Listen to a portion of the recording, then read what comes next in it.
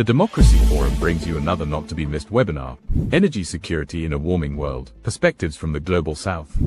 Given increasingly severe weather patterns and continuing volatility in the Middle East, climate change and energy security have become ever more urgent global concerns. This is especially true for nations in the Global South, which must balance the expansion of reliable, affordable energy access with the need to protect their communities from climate-related shocks. Can they build resilient infrastructure and create jobs without relying on volatile fuel markets or scarce critical minerals? What role could diversification play, and how might this challenge evolve? Join our live debate to share your questions on this crucial issue with our expert panel. Welcome, I am Humphrey Hawksley. This is a Democracy Forum debate where twice a month we discuss and argue issues that are often overlooked by the mainstream media and commentariat. Energy security in a warming world, perspectives from the Global South. Here in summer sweltering Britain, the net zero drive has become a central policy issue, the warming world versus expensive household bills. But far too little in this debate gives us a view of the already hotter, the less wealthy and less developed nations, and those with less secure energy supply chains. To discover their view, we have a superb Democracy Forum panel of Lydia Powell and Shafiqul. Aparna Roy, who was to join us, unfortunately cannot make it now because of ill health of the summer heat. Our Democracy Forum chair, Barry Gardiner, who has a deep knowledge in this subject, will sum up for us at the end. But before that, I have the privilege to ask the Democracy Forum President, Lord Charles Bruce, to lay out the background and the canvas of our discussion. Lord Bruce, the floor is yours. Good afternoon, and welcome to the webinar, which looks at the rapidly evolving determinants of energy security and considers the political implications of climate change viewed from the countries of the Global South. I'm grateful to the Forum for arranging this event and for assembling a panel of renowned experts to discuss the topic and to debate the issues. I thank them all for accepting our invitation to participate today under the moderation of Humphrey Hawksley. Reflecting on his disappointment at the lack of progress reached by delegates at the COP30 climate change conference, which was held last November in Brazil at Belém, the chairman of the conference, André Correa de Largo, said, "People think it is more important to be right than to really fight climate change." Or as the Financial Times commented on the outcome of the conference, even though the energy transition is moving too fast for countries still betting their futures on fossil fuels, it is moving far too slowly to produce a safe climate. But the global energy order changed dramatically in February with the attack on Iran by the United States and Israel, which has resulted in severe damage to Gulf energy supplies, with the loss of 130 billion cubic meters of natural gas production and 14 million barrels a day of crude oil production, equivalent to 29% of world output, and the closure of the Strait of Hormuz, where Asia derives 40% of its oil. The International Energy Agency Executive Director, Dr. Fatih Birol, described the disruption as the greatest energy security threat in history, adding, "No country is immune to this. Everybody will be touched." And in an attempt to revitalize the purpose of the UN framework on climate change, a further conference was convened in April, jointly chaired by Colombia and the Netherlands. Colombia's Environment Minister, Irene Vélez Torres, explained, "We, of course, didn't know that a war was going to break out, but we knew the challenges of a dependency on fossil fuels. This conference comes at the best possible moment." Together representing 1/3 of global fossil fuel consumption and 1/5 of global production, 57 countries gathered at Santa Marta to discuss practical strategies for transitioning away from fossil fuels and build momentum for concrete solutions to end fossil fuel grip on economies, legal frameworks, and energy systems.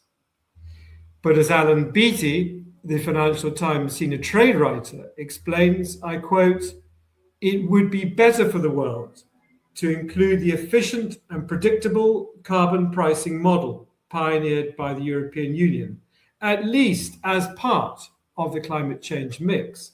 But the planet should take its wins where it can get them.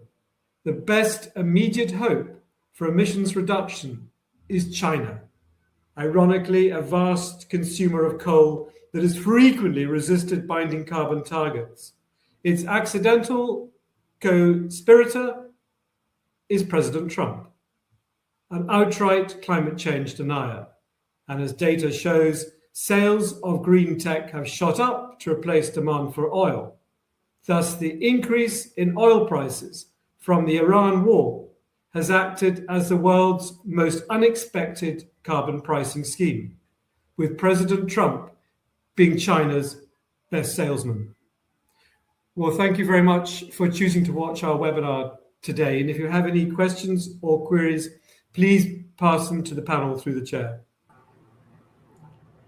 Lord Bruce, thank you very much. The Straits of Hormuz, the greatest energy security threat in history.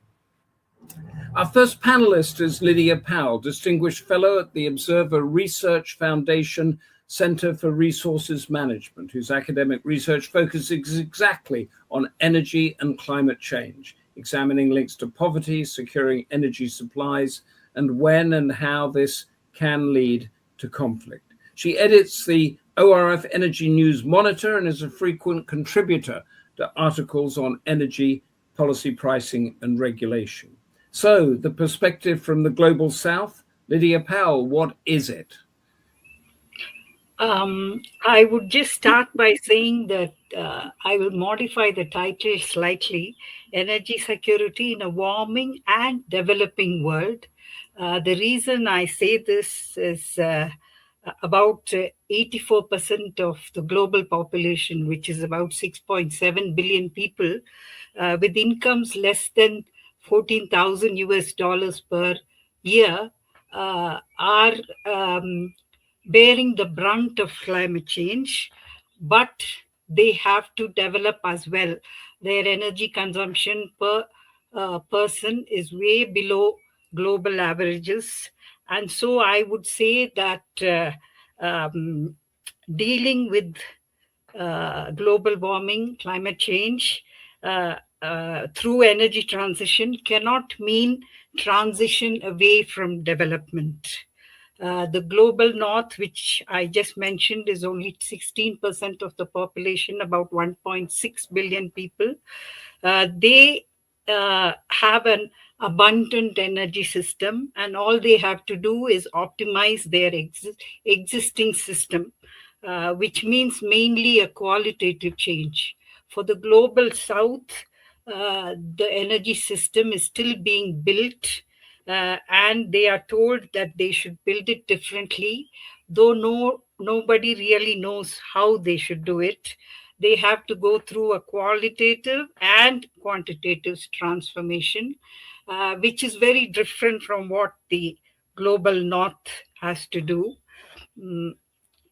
I think in this context, one narrative which is somewhat misleading is that clean and green energy is cheaper than traditional energy. I think this message, in a way, holds up the energy transition, in my opinion. None of the past energy transitions were driven by cost competitiveness.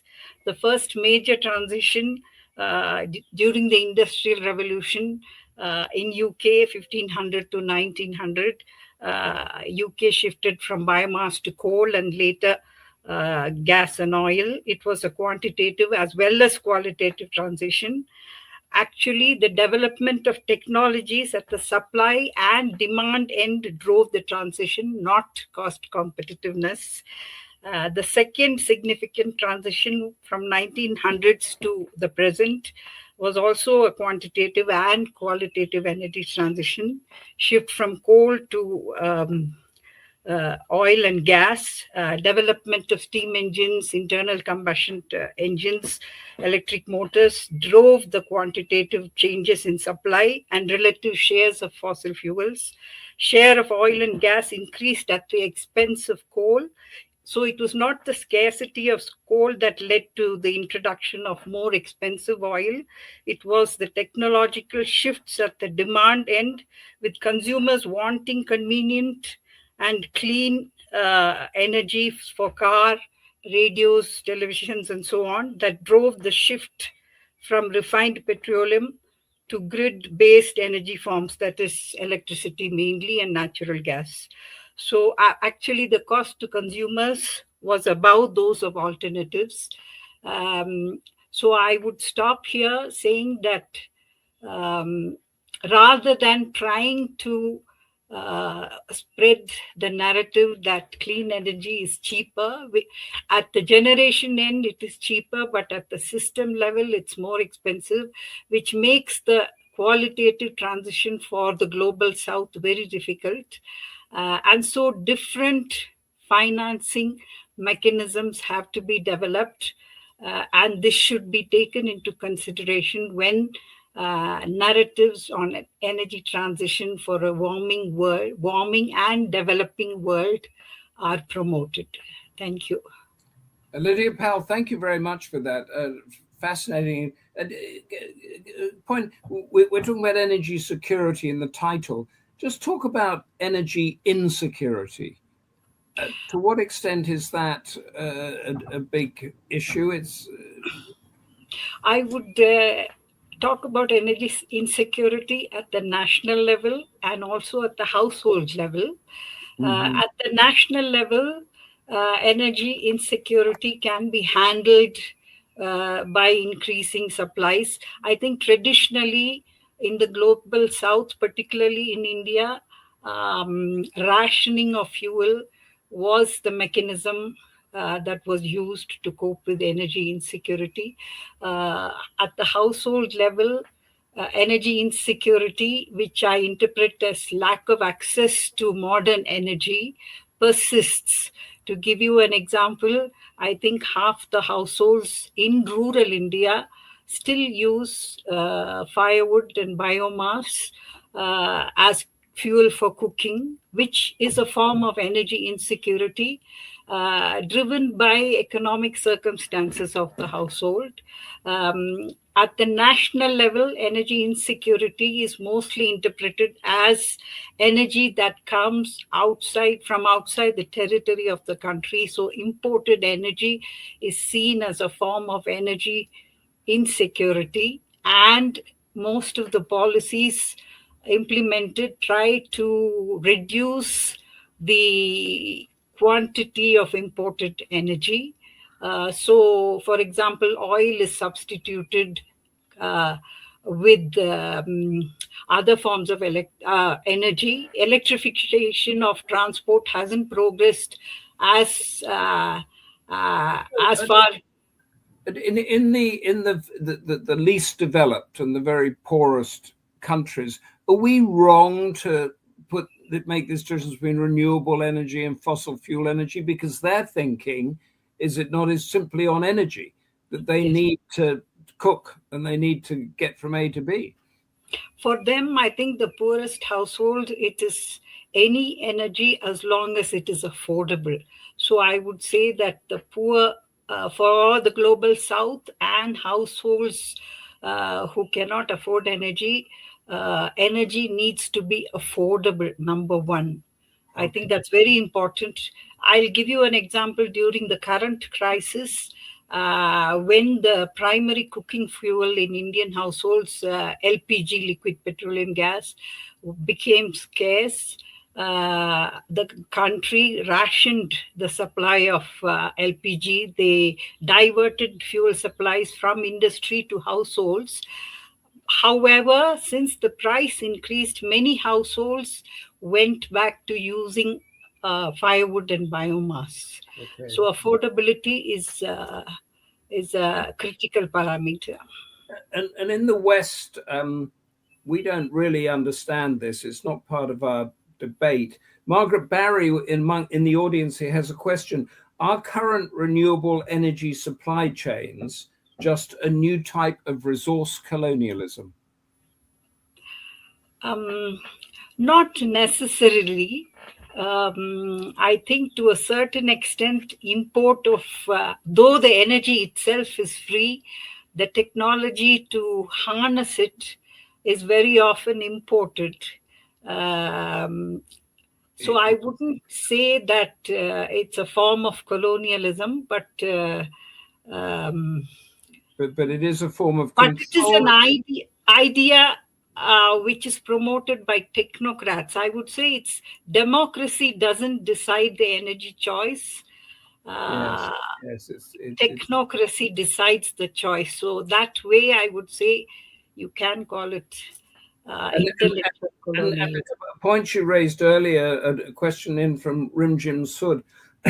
Could you comment on how many countries of the Global South can transition to green energy when international finance systems make the cost of borrowing so high? I think most of the countries, their energy transition is financed from domestic budgets. Even in India, about 80% of the transition is financed through domestic budgets. And I say that the countries which are determined to make the transition will not rely completely on international finance. It would be welcome, but they will not completely rely on that. So it's not the international finance system that's holding this back or controlling or some neo-colonialism. If they wanted to do it, they could do it, but it's a matter of finding affordable energy. I won't say if they wanted to do it, they could. It's very, most of the budgets for clean energy transition comes at the expense of development spending. You can say that development spending is a form of adaptation, but most of it comes from development spending. So I wouldn't say they can do it if they want to. But they are trying beyond their means to progress with the transition. Thank you. That is that's intriguing. Can you stay with us? I'm going to bring in now Shafiqul Alam, who is a lead energy analyst at the Institute for Energy Economics and Financial Analysis.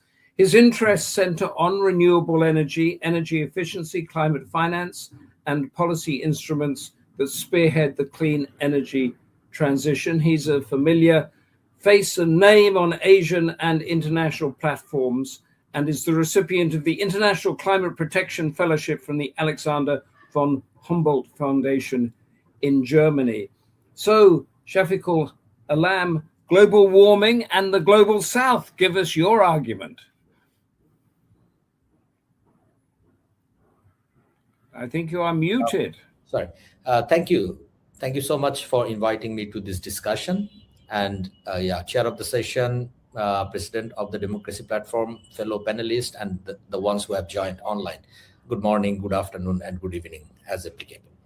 So already the fellow panelist has discussed the issues that are relevant to the Global South. In fact, if we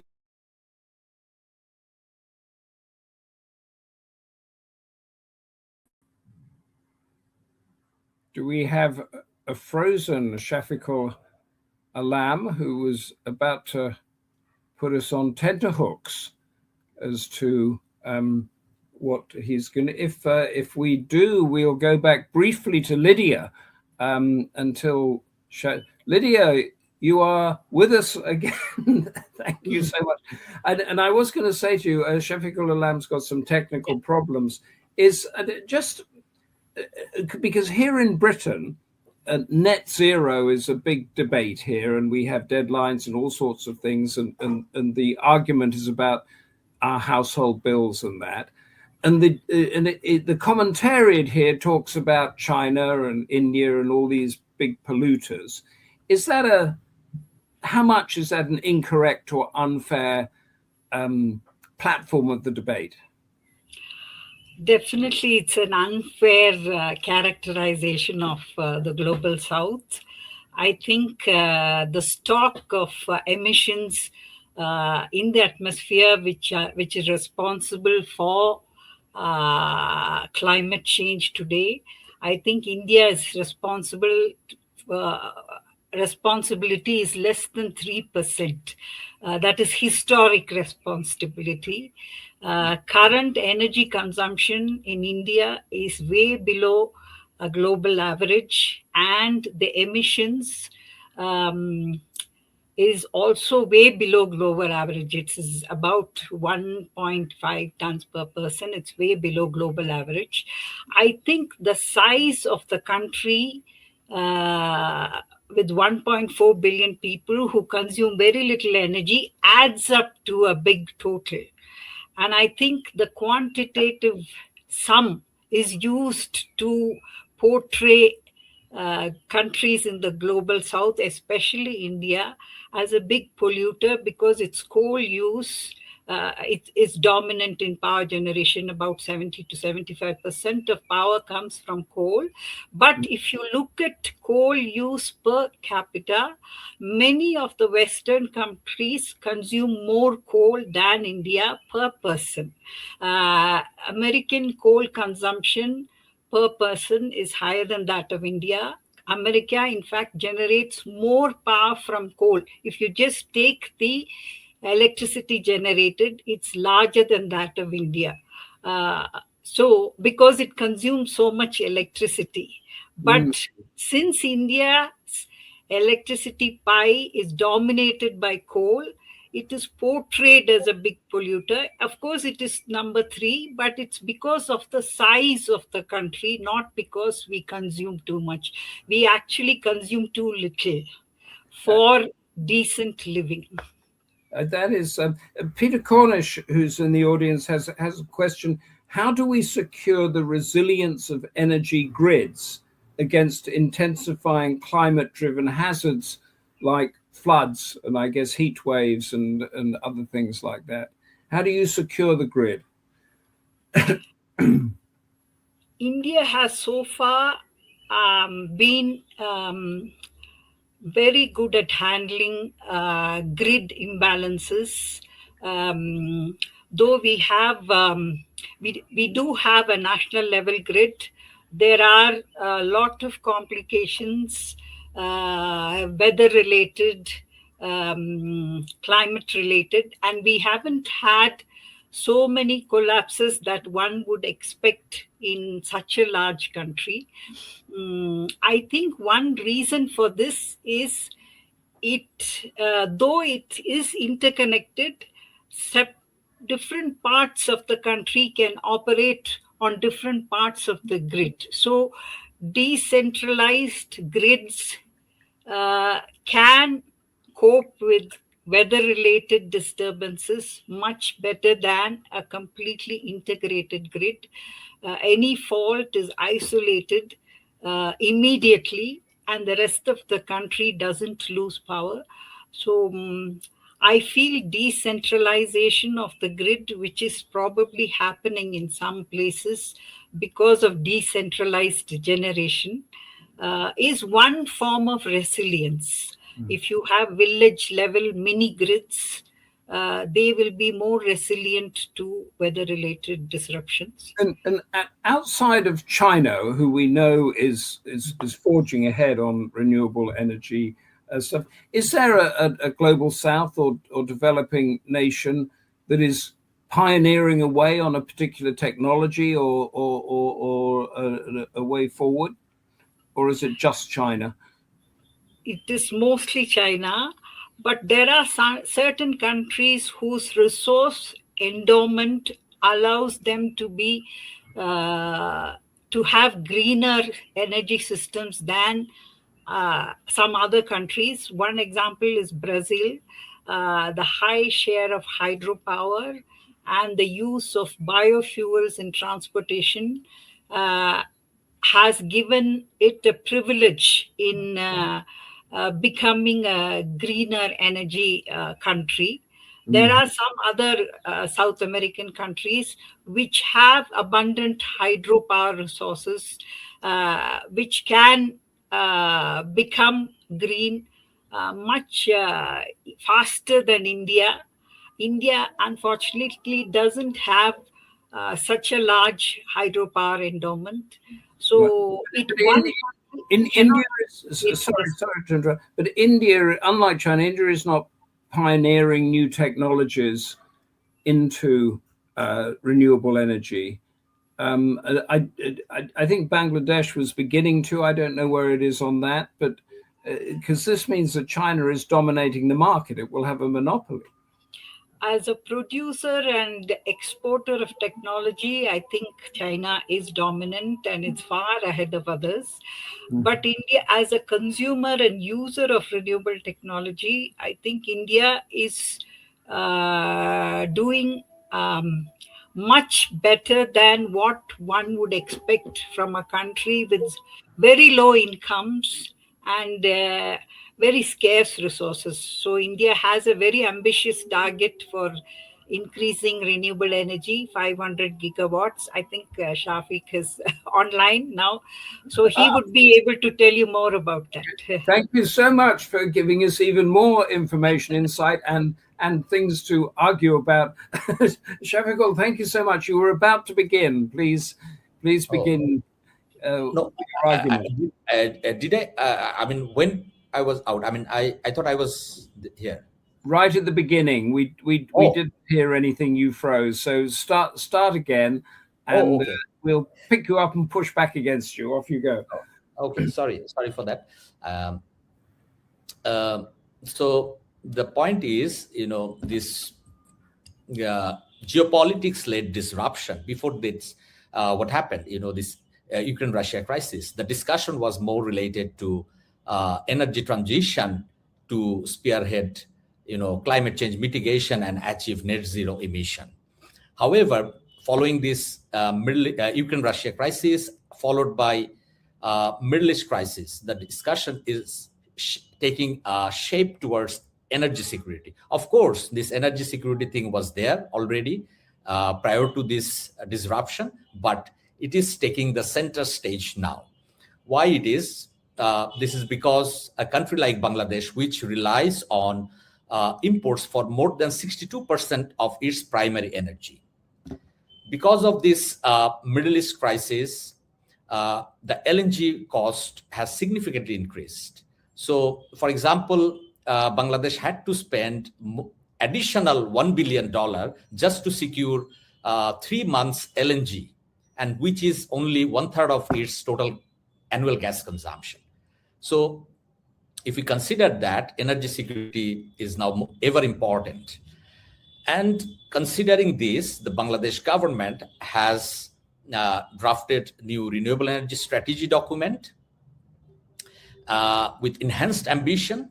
It has set a target of increasing renewable energy share of renewable energy to 20% in its overall generation by 2030, compared to 2%, the current share of 2%.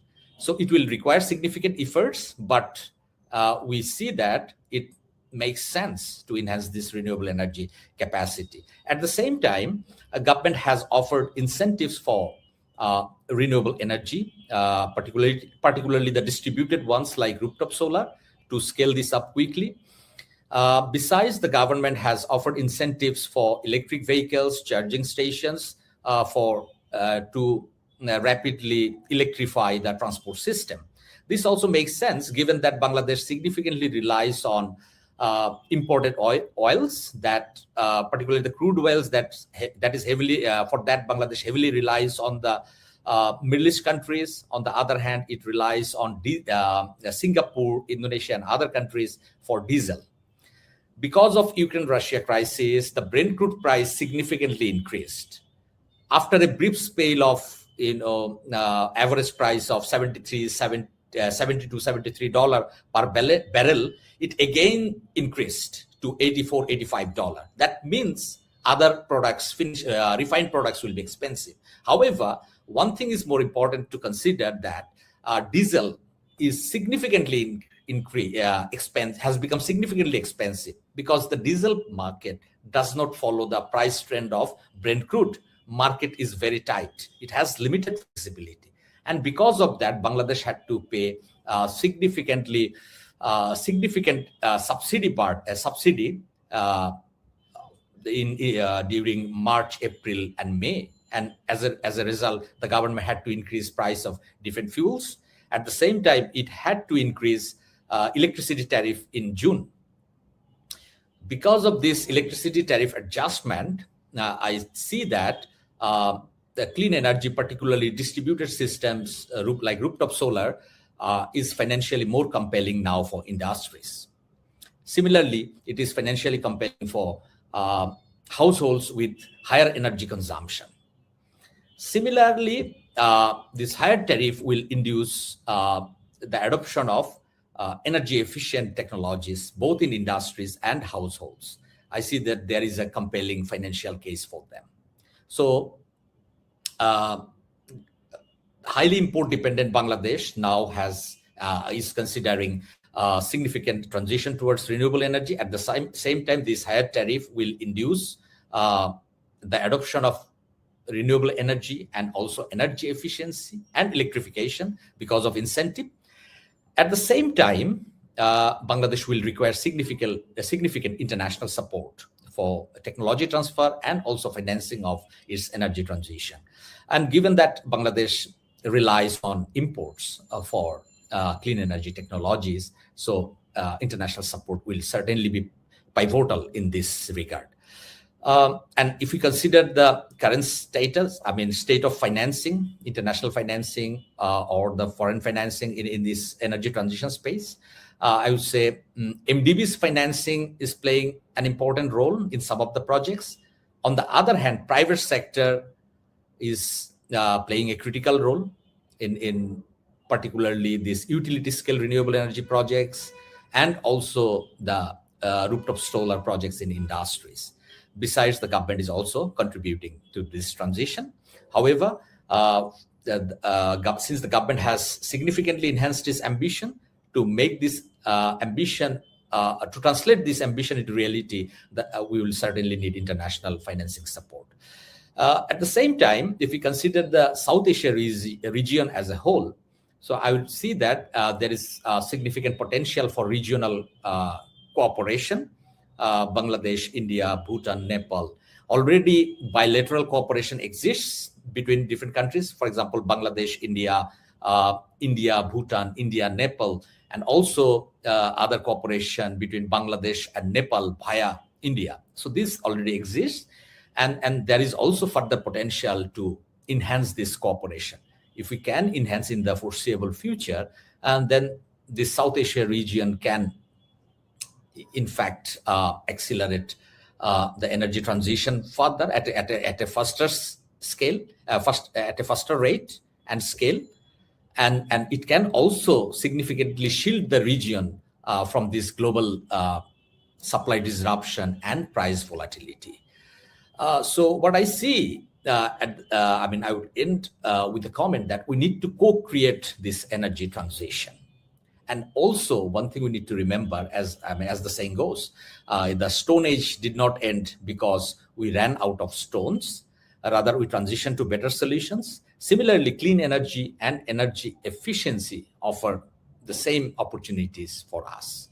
So we need to spearhead that. But we also need to consider the capacity and the ground realities of countries like Bangladesh, because any supply disruption in the international market immediately affect these countries because of this Middle East crisis, the LPG scarcity, and the high price of LPG significantly affected poor households. And as my fellow panelists mentioned, in India, some people had to switch to the traditional mode of biomass. So in Bangladesh also, same thing happened. So we need to make a case, or we need to make the transition in a way that benefits all citizens of the country, like in Bangladesh.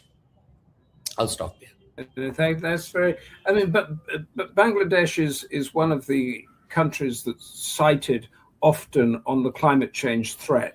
So, in the national consciousness, for want of a better phrase, is it affordable energy, like Lydia says? Is it we must go to renewables because that's the best thing to do, and that might stop the encroaching sea? What is the drive of energy security there?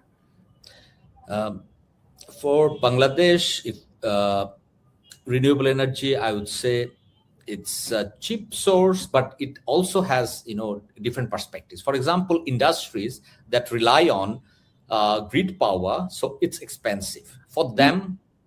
They have significant incentive to install rooftop solar, and with the latest round of power tariff adjustment, now they can also consider rooftop solar with battery storage for them. So but even if Bangladesh manages to sort of get their own emissions right down, it's not going to make a blind bit of difference, is it, to the actual climate change thing? It's too small for that. Right. Yeah, that's what at the beginning I said.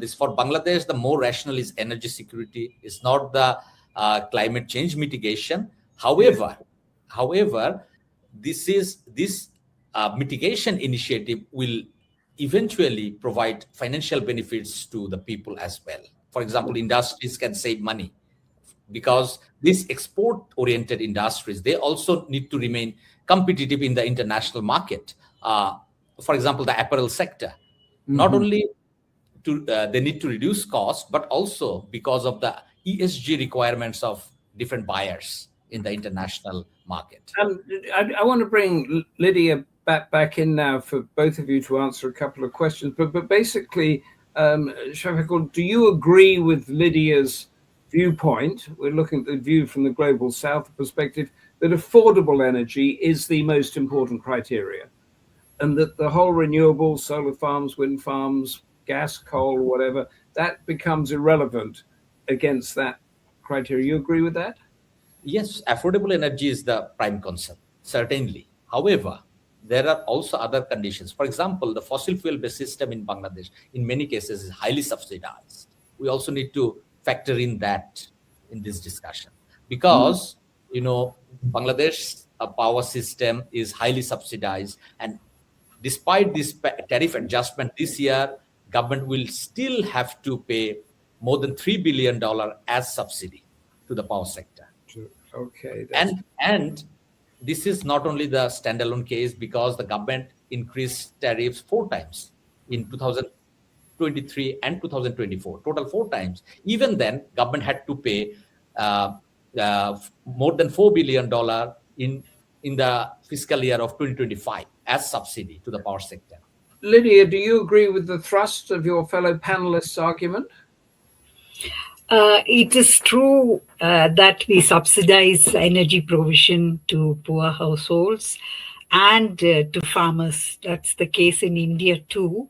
Some of the states, that is the regional governments, give away electricity free to farmers, and electricity is highly subsidized to households that consume very few units of electricity. That's common across the country. And the government has tried to promote rooftop solar as an option. For the government, the incentive is that it can stop paying out subsidies. There's only a one-time cost of installing the solar systems.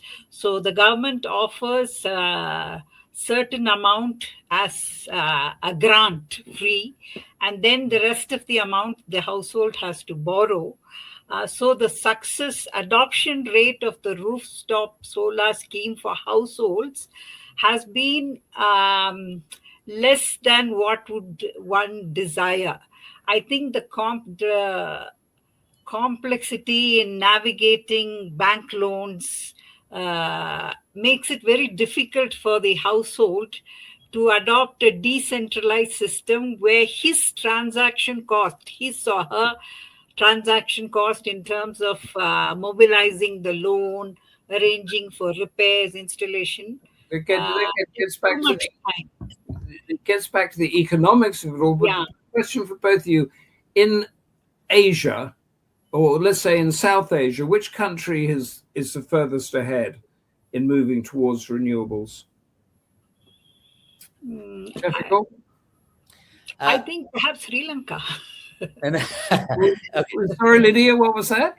Yeah. I would say perhaps Sri Lanka. If you just look at the composition of the energy market, maybe it's Sri Lanka because it's got more hydropower. Okay. they have So, hydropower. Shafiqul, you agree with that?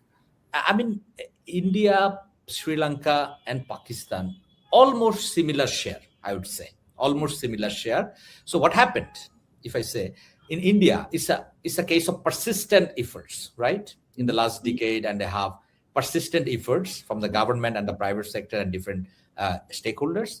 In Pakistan, what happened, that's what I was trying to argue in my discussion, that more of a security concern.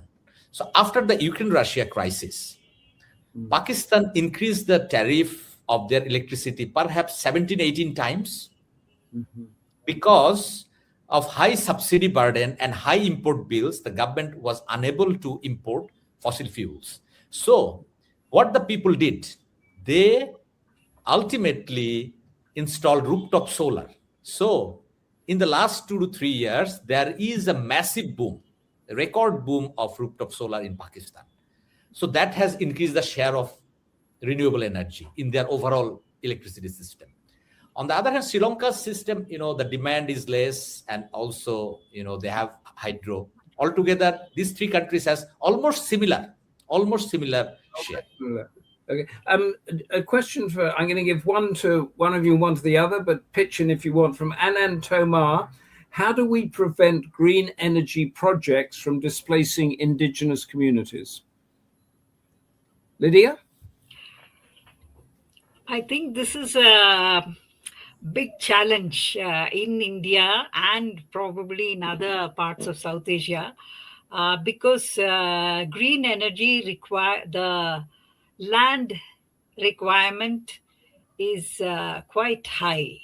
And in a country where land is scarce and most of the land is used for food production, there is a competition for land, for energy generation, and for food production.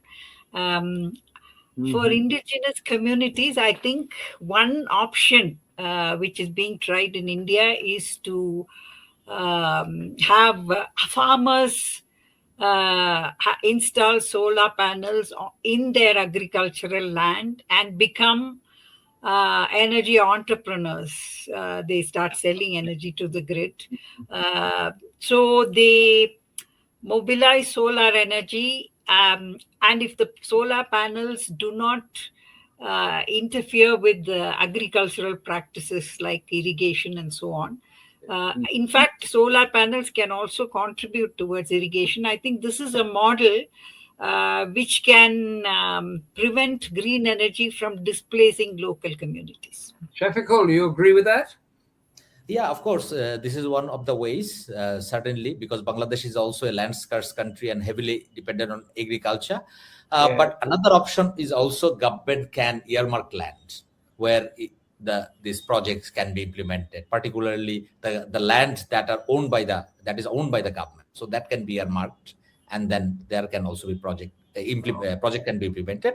And of course, government can significantly encourage this distributed system like rooftop solar. Okay, and one last question to both you, Lydia. You go first, from Ritesh S. Nigam. What lessons can be learned from countries that have successfully improved energy resilience in the face of environmental stress? What lessons? Actually, the country that comes to mind immediately is China, because almost all the media outlets and even academic literature is talking about how China managed the energy security crisis so well. But the lessons are there, but it's very hard to replicate. For example, China's industrial policy drove its environmental policy. It became a massive producer of renewable technologies, and so there was demand for renewable technologies from the surplus production. And for India to replicate that strategy, China also used other strategies like converting coal into liquid and displacing imported oil.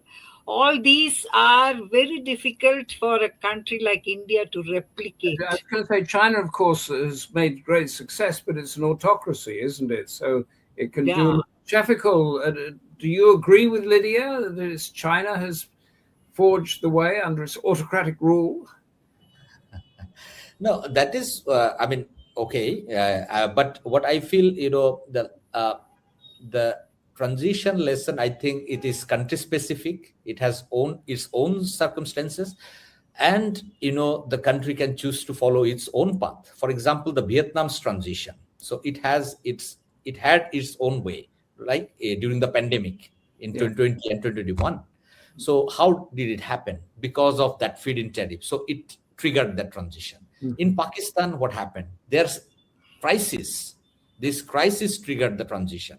So I think this can be an example. Bangladesh is now trying to spearhead. And I'm bringing in Barry Gardiner now, but so Pakistan and China are the two key examples of the topic of our debate.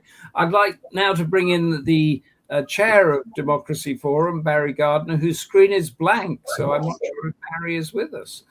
I am here. Can you hear me? I can, Barry. Just to say that for our audience, Barry, you are steeped in this topic, I think, aren't you? So, steeped is a yes, probably the right word.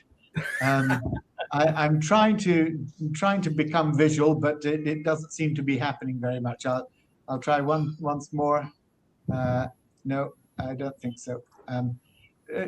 Perhaps I just use my voice in that case, Humphrey. Use your voice, yes. Look, where do I start here? Let's start where we were ending up with China. China is actually a very good example of the last question, because China is now structurally reducing its emissions. It's believed, it's not absolutely clear, but it's believed that China's emissions probably peaked in 2025. Now that's quite some feat, even though overall one would still consider its NDCs are not on track to achieve the 1.5 as the world has stipulated. Let's maybe start though with two things. One is to say that if you look at the climate change in and of itself as an energy security problem, then you're looking at it only with one eye.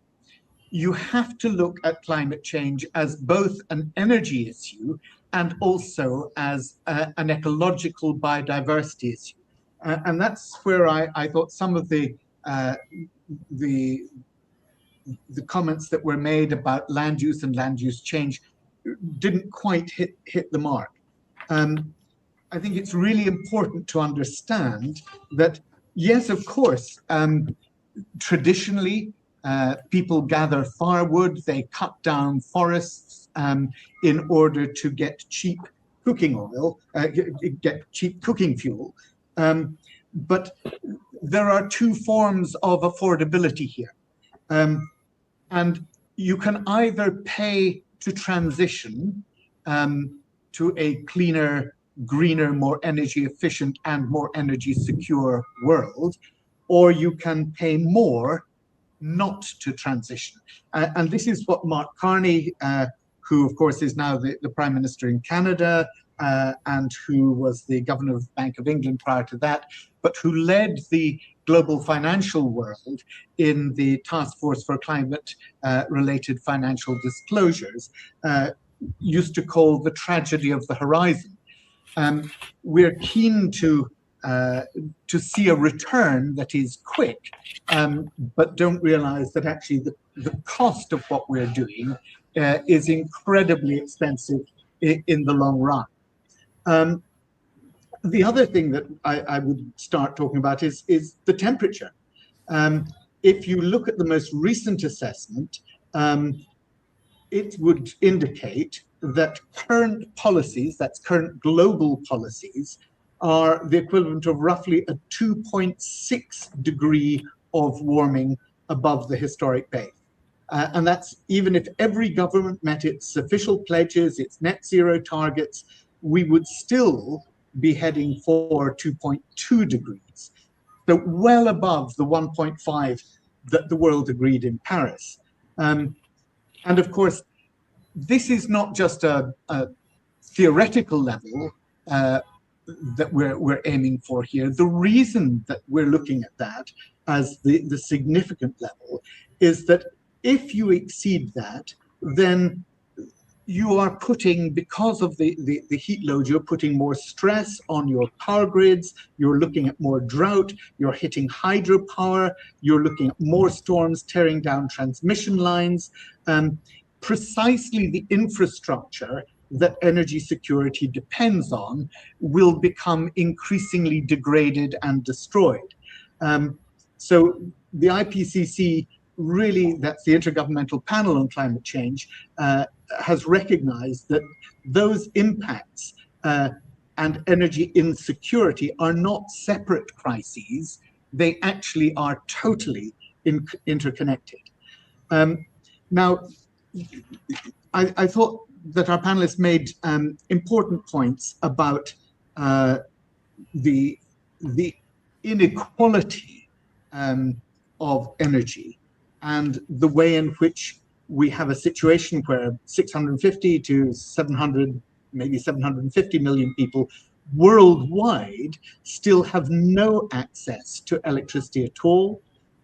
2 billion still cook over open fires or charcoal, and about 8 out of 10 of those are without power who live in sub-Saharan Africa. So whilst the panelists focused on their own areas of background, I think we have to see that the real call from the global south here is hugely coming from sub-Saharan Africa. You've got a region where renewable generating capacity per person is a fraction of what it is in the global north, barely 30 watts per person against well over 1,000 watts per person in high-income economies. So when we talk about energy security in the developing world, we're not talking about diversifying an existing supply. We're talking about building a system from the ground up and choosing now what that system ought to be.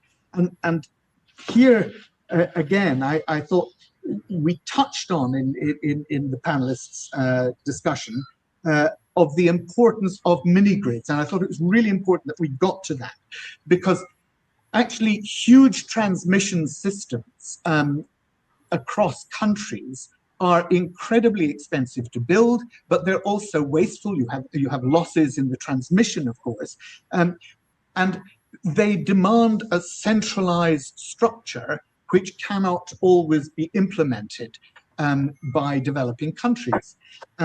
Whereas if you have mini-grids, localized communities generating, using, and trading amongst themselves their own electricity production, that is actually a much more secure way of doing it. And it's about solar power with battery storage. And that, I think, really is a way in which development can happen much, much faster.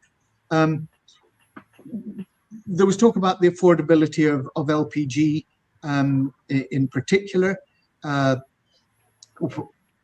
our panelists said, well, when that became scarce, they diverted it from business, but people went back to what they saw as the cheapest of all, and that was garnering firewood and charcoal. But then you are part of that ecological trade-off, and you are, by reducing those forests, you are making the impacts of climate change even worse. Humphrey, assure me that you can still hear me, because of course all I can see is a blank screen with my name on it. Am I still transmitting through to you at all? I would like to bring back the maybe panel. I'm not. I can hear you. Can you hear me? It seems that Barry cannot hear us. Lydia? Yes, I can hear you. You can. Yes. Oh, you can. Okay. Barry, you hearing Lydia? Yes, I heard Lydia. But can you hear me? Yes, we can hear you. But Okay. I want to know if Lydia and Shafiqul want to push back against anything you've been saying. Oh, I do hope so.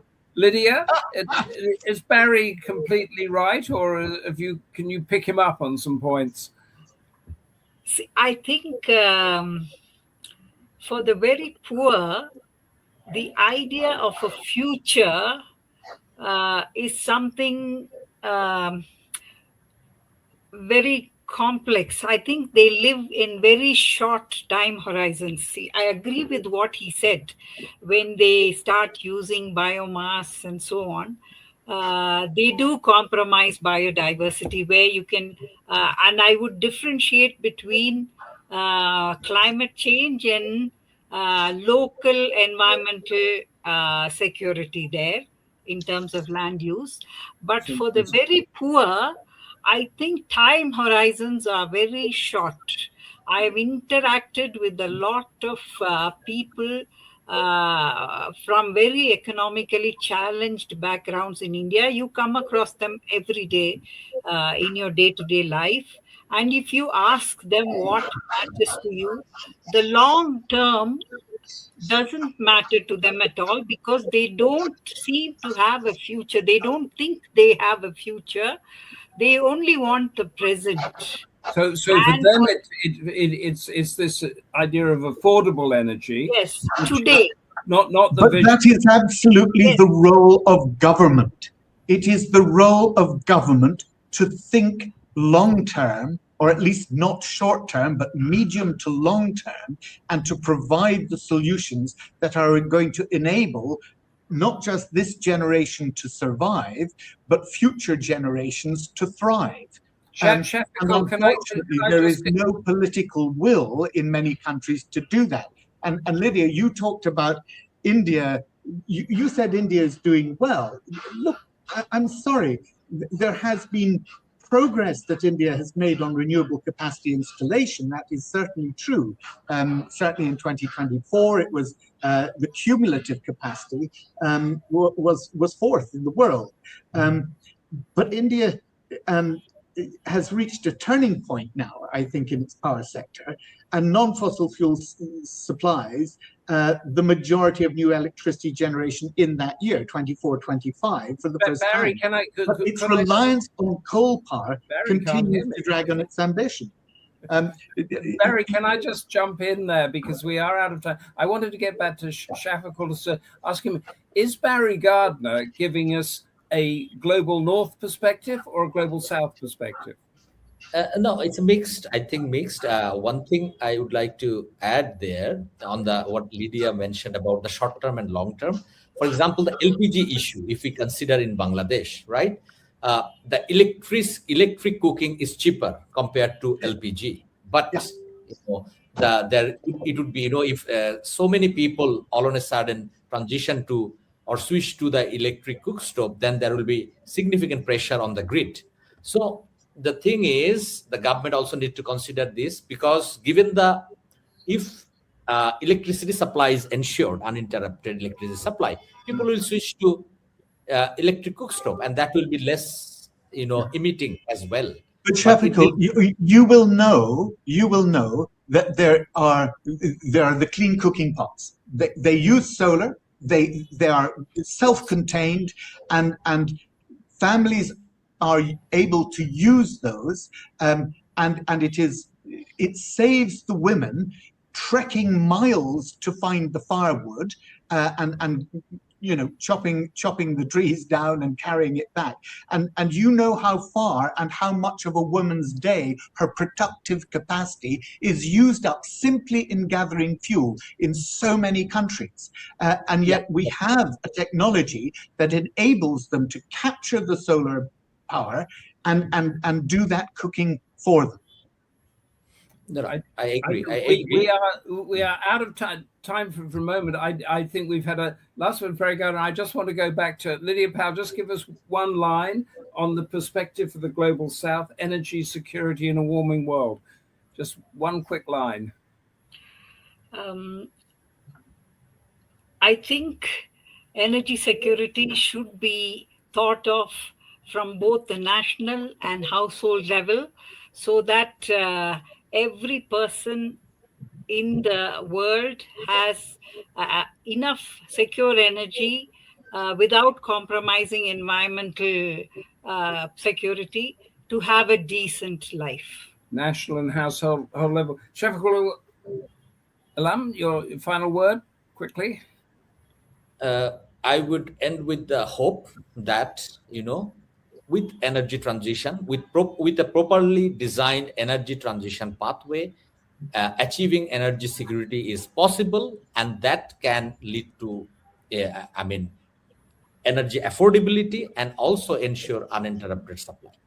Thank you so much. Thank you, Lydia Powell, Shafiqul Alam, and Barry Gardiner. That was a great final debate that we had there. I wish we had more time. But thank you all at the Democracy Forum for making this really important debate happen. Our next Democracy Forum debate is July 28th.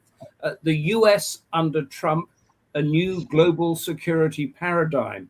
What a topic. Please join us. But until then, from all of us at the Democracy Forum, stay safe and goodbye.